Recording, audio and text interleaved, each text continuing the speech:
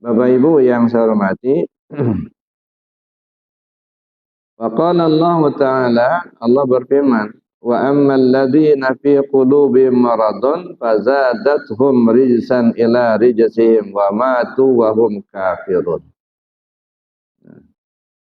Allah berfirman, adapun orang-orang yang di dalam hatinya ada penyakit, fazadathum rijsan ila rijsihim, lalu bertambah-tambahlah dosa demi dosa, kesalahan demi kesalahan.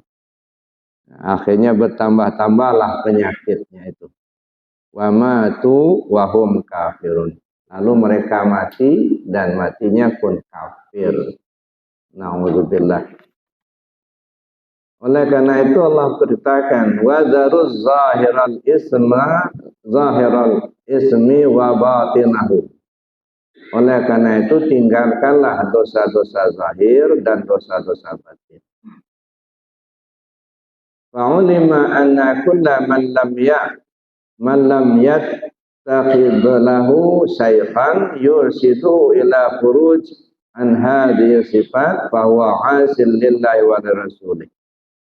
Ketahuilah bahwa setiap orang yang tidak mendapatkan, tidak mencari, tidak menemukan seorang guru yang dapat membimbing rohaniahnya keluar dari penyakit dan sifat-sifat tercela itu, bahwa asil lillahi wa rasulih, maka dia dikategorikan bermaksiat seumur hidup, ya, bermaksiat kepada Allah dan Rasul.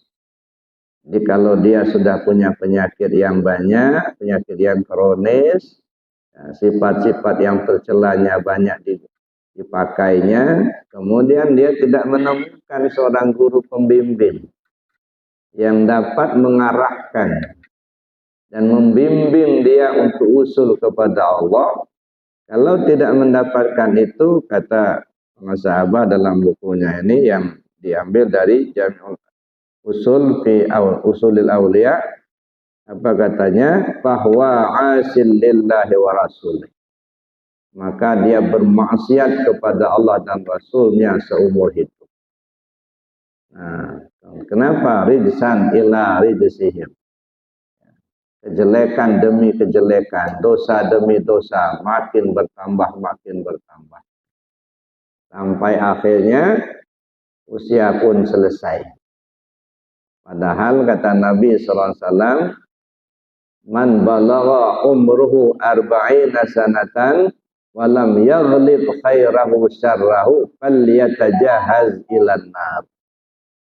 Siapa orang yang umurnya sudah 40 tahun tapi kebaikannya tidak mampu mengalahkan kejahatannya, lebih baik lemparkan saja ke neraka.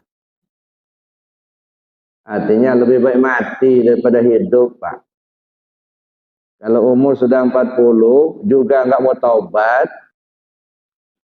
ya, kejahatan, kebaikannya tidak mampu mengalahkan kejahatannya, kasarnya lebih baik mati daripada hidup.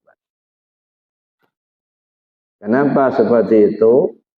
Inilah kasih sayang Rasulullah kepada umatnya. Kalau diteruskan terlalu lama nanti di neraka. Tapi kalau dipotong langsung 40 selesai, daripada kamu banyak dosa terus, ya udah, mudah-mudahan nanti enggak terlalu lama di neraka. Nah, makanya kata Nabi, falyatajahaz ilan nar. Umur 40 enggak mau taubat juga, kebaikannya tidak mampu mengalahkan kejahatannya, lemparkan saja ke neraka. Na'udzubillah. Jadi itu Bapak Ibu yang saya hormati, maka sangat-sangat diperlukan kita untuk menghilangkan berbagai macam penyakit yang ada di hati kita. Jangan dipelihara penyakit itu. Nah, salah satu cara menghilangkan penyakit itu ya dengan zikir. Dengan zikir. Karena zikir ini paling tidak ada 3 fungsinya. Yang pertama, menghapus dosa. Yang pertama. Jadi kita banyak melaksanakan zikir, insya Allah dosa kita terhapuskan. Itu yang pertama. Yang kedua, mengobati penyakit yang ada di hati kita. Iri, dengki, hasud, dan lain sebagainya. Penyakit semua itu, insya Allah dengan zikir kita obati. Dulu mungkin pernah saya ambil contoh, tamsil gitu ya. Dari TK kita sudah dikasih tahu sama guru kita, nak, tidak boleh iri dengki sama teman sebangku. Iya Bu. Masuk SD juga begitu, dikasih tahu, nak, tidak boleh iri dengki sama teman sebangku. Masuk SMP, SMA sama. Masuk perguruan tinggi juga sama. Dosen mengatakan jangan iri sama orang lain. Bergaul di masyarakat kita dengar Pak Kiai, ya, Ustadz, Habib, ya, menyampaikan jangan iri sama orang lain. Berapa tahun kita dapat informasi itu? Ada. Mulai dari TK, SD, SMP, SMA. Ada.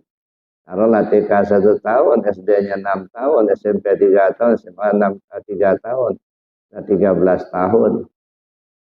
Masuk perguruan tinggi paling cepat 3 tahun, 15 tahun, 16 tahun. Nah sekarang umur sudah berapa? Sudah 60 tahun. 60 tahun dapat informasi Pak. Tapi belum pernah ada reaksi, ada aksi. Informasi diterima, kalau tidak ada aksi, nggak akan habis penyakit itu Pak, nggak akan sembuh nggak.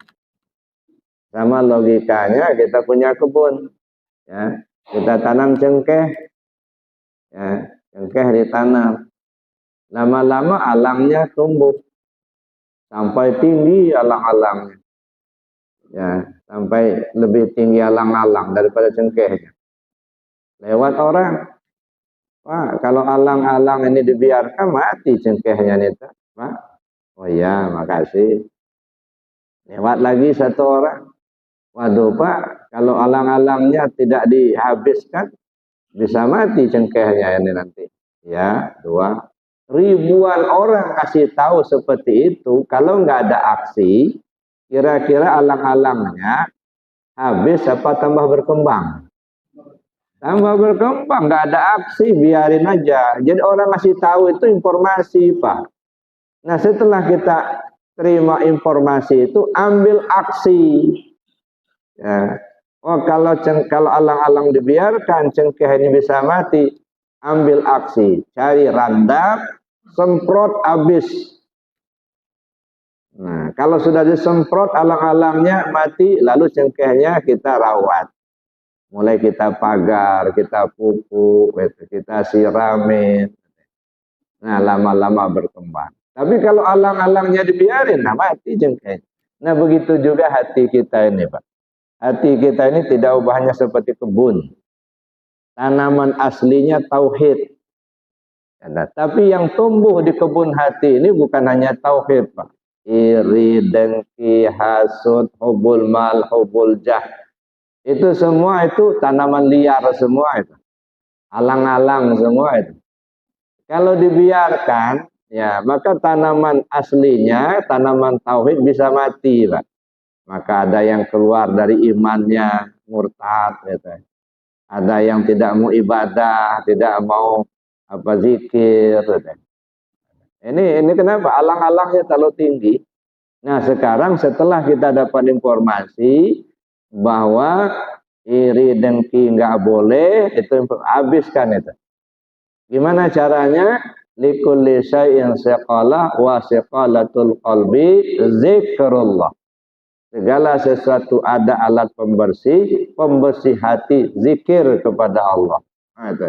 Ini deterjennya, Pak. Nah, ini randapnya lah begitu. Jadi randapnya untuk membasmi, ya, untuk membersihkan hati kita itu pakai zikir. Nah, zikir ini sering saya katakan ini bukan kewajiban, tetapi kebutuhan. Ya, kebutuhan semua orang, nggak peduli apakah dia pejabat, apakah dia orang kaya, orang miskin, rakyat jelata, semua butuh zikir. Cuman ada orang, ya dia butuh seolah-olah enggak butuh. Nah, ini kita pertanyakan juga ini. Ya, orang lapar kok merasa tak lapar. Ya, tidak selera makan. Padahal dia lapar. Udah 3 hari nggak makan. Lapar kan dia. Tapi merasa tidak lapar. Kenapa? Terlalu lapar. Kalau sudah terlalu lapar, hilang selera makannya. Dia tidak lagi punya selera makan, tapi badannya tambah lama tambah lemas. Ujung-ujungnya dead. Nah, begitu juga kita ini. Ya, butuh zikir. Tapi kenapa orang kok merasa nggak butuh, seolah nggak butuh zikir? Khawatir, Pak. Ya, terlalu banyak dosa.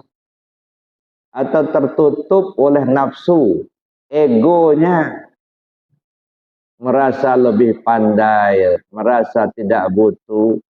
Ya, nah ini tertutup. Padahal itu Allah Subhanahu wa taala sudah jelaskan bahwa zikir ini sangat penting untuk kita kerjakan. Makanya lagi-lagi ini para sahabat mengungkapkan yang dikutip dari Jami'ul Usul fil Awliya. Walau takallafa la yanfa'u bi ghairi syaikhin walau hafidha alfa kitab. Meskipun sebenarnya dia sadar itu ya pentingnya zikir. Dia sadar, tapi tidak ada aksi, tidak dikerjakan.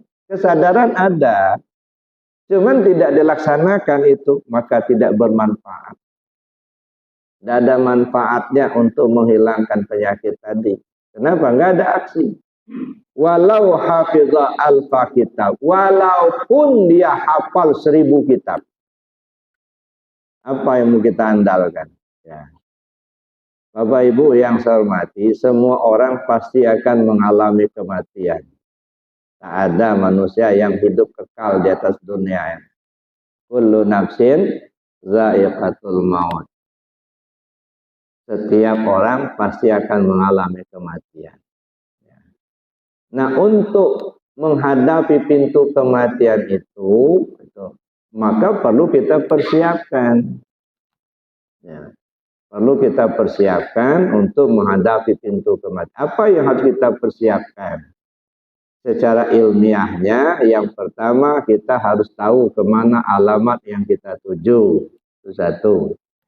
Yang kedua, kita tahu rute jalan yang akan dilalui. Yang ketiga, kita punya kendaraan yang akan ditumpangi. Dan yang keempat, harus punya bekal yang akan dibawa mati. Nah, ini persiapan menghadapi pintu kematian tadi. Tahu alamat, tahu rute jalan, punya kendaraan, punya persiapan yang akan dibawa. Nah, ini secara ilmiahnya kita pahami 4 macam. Tetapi secara amaliyah, apa yang harus kita lakukan? Ada 3. Yang pertama, latih lidah dengan zikir jahar. Yang kedua, latih hati dengan zikir khafi. Dan yang ketiga, latih nafas dengan zikir anfas.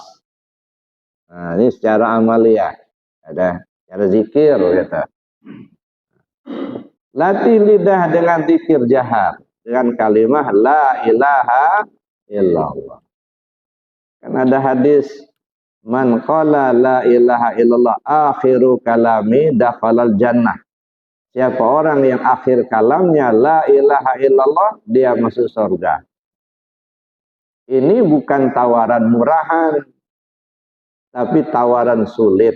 Saking sulitnya menghadirkan kalimat itu ketika orang akan mati, kalau bisa hadiah surga.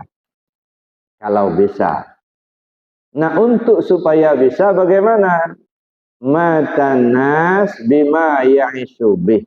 Manusia mati sesuai kebiasaan. Nah, oleh karena itu biasakan dulu lidah ini nyebut kalimah la ilaha illallah, supaya ketika akan mati nanti kita menyebut kalimat la ilaha illallah. Nah, kalau masa hidup sekarang ini jarang-jarang nyebut la ilaha illallah. Apalagi kalau sudah membenci kalimat itu, khawatir Pak.